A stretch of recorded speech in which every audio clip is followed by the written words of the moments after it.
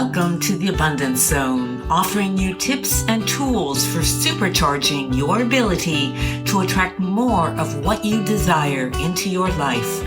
Learn how to step into the Abundance Zone and stay there more consistently and watch your life transform.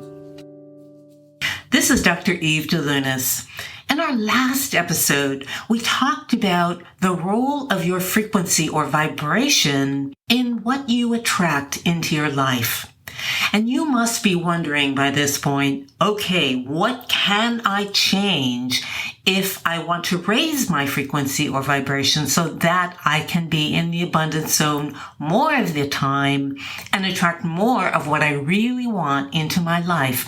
And that's what we're going to be talking about in this episode. In fact, we're going to be talking about 4 components of your vibration, and changing any one of these can put you in the abundance zone. Before we talk about the 4 components, I want to urge you to be gentle with yourselves. None of us is in the abundance zone all the time. Our vibrations go up and down throughout the day. And the goal isn't to be there and stay there all the time. I don't think that is possible for any of us. The goal is to be there more of the time and to take little steps in that direction.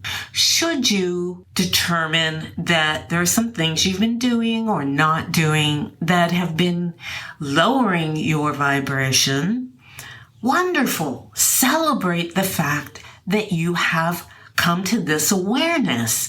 And then, instead of judging yourself about it, which will only lower your vibration even more, be compassionate with yourself. Appreciate yourself for having this awareness and begin to change what you've identified in little ways, taking steps in a positive direction. So let's begin by talking about your thoughts. Anytime you are focused on what's good or right in your life, or what is wonderful about yourself or other people, or what you recall from the past that brings you joy to recall it, you are putting yourself in a higher vibration. So thoughts about what's good, what you appreciate, what you love, what brings you joy, are all high vibrational thoughts. Focusing on what's wrong, what bothers you, what annoys you, what irritates you, what hasn't gone so well in your life, what you dislike about yourself or others, will lower your vibration. Now, again, it's normal to engage in those kinds of thoughts. In fact, our brain is actually biologically programmed to focus on things that are wrong instead of things that are right. How about that? But we can change that default mode, and I'm going to be talking in future episodes about how we go about changing our default mode of thinking in order to think more positive thoughts, focus more on what's good and right and wonderful in our lives, in ourselves and in other people, and less about what's wrong or not so great. The second component of your vibration is your belief system. And if you are like the rest of us, human beings, you're going to have positive, unlimiting beliefs about yourself, about other people, about the world and life in general, and also negative, limiting beliefs that are about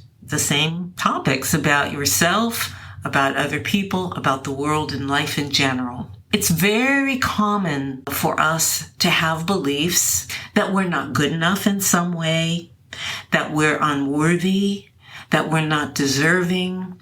So we're going to be talking more about how to change some of your less conscious or subconscious limiting beliefs into more unlimiting ones. Component number 3 is your emotions. We all have emotions that are very positive. Emotions like love and gratitude, appreciation, joy, wonderful positive emotions that hold a very high vibration. And we all have emotions that are of a lower vibration. Emotions like anger, hatred, jealousy, despair, grief. And of course, the goal is not to ignore our emotions or repress the emotions that are of a lower vibration. The goal is to allow ourselves to acknowledge them, to feel them, to learn from them, in many cases, to appreciate them and to release them. So we're going to be talking a lot about what to do about negative emotions and how to amplify positive emotions in our lives. And the fourth component is our words. Your words have tremendous power, even more power than your thoughts. So saying things to yourself or to other people that affirm good things about yourself and your life, that forecast good things about yourself and your life, words of appreciation, words of gratitude, words of love, words of kindness, are all of a very high vibration.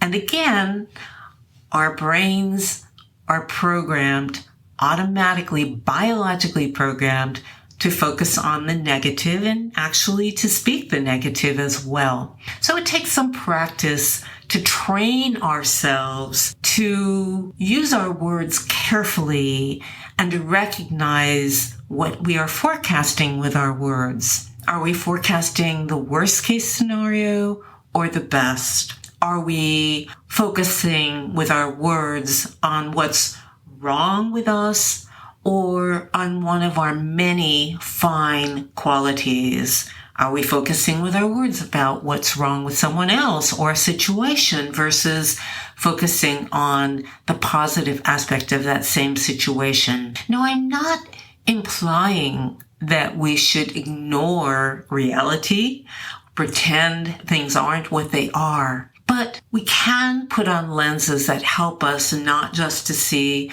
the glass as half empty, but also to see that the glass is half full, to see the other side of each person, of ourselves, and of every situation. And we can choose to focus more on what's right as opposed to what's wrong. Again, I want to remind you to please be gentle and compassionate with yourself. If in listening to this podcast, you've recognized some ways that you might change, wonderful. That is fantastic. Celebrate that and begin to make little changes.